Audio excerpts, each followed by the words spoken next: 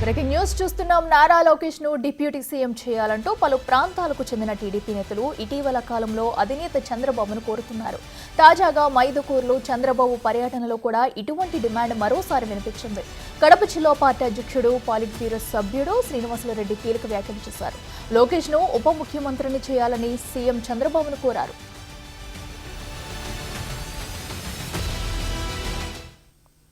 మాకొక కోరిక సార్, 43 సంవత్సరాల్లో తెలుగుదేశం పార్టీ ఆవిర్భవించిన తర్వాత 3వ తరం నేత మన పార్టీలోకి వచ్చారు, నారా లోకేష్ గారు. మరి పార్టీకి భవిష్యత్తులో యువతకు ఒక భరోసా ఇవ్వాలన్నా, పార్టీకి భరోసా ఇవ్వాలన్నా నారా లోకేష్ గారిని డిప్యూటీ సీఎంగా ప్రమోట్ చేయాలని చెప్పి మేమందరం కూడా కోరుకుంటున్నాం సార్. దీనివల్ల పార్టీకి బ్రహ్మాండమైన భవిష్యత్తు ఉంటుంది.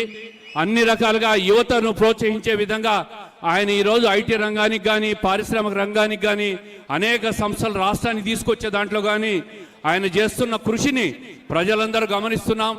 ఆయనను మరింత ఎలివేట్ చేసి పార్టీకి ఉజ్వల భవిష్యత్తు ఇచ్చే విధంగా తమరు చేస్తారని ఆశిస్తూ, తప్పుగా మాట్లాడింటే మన్నించవలసిందిగా కోరుకుంటూ తమరు ప్రసంగించవలసిందిగా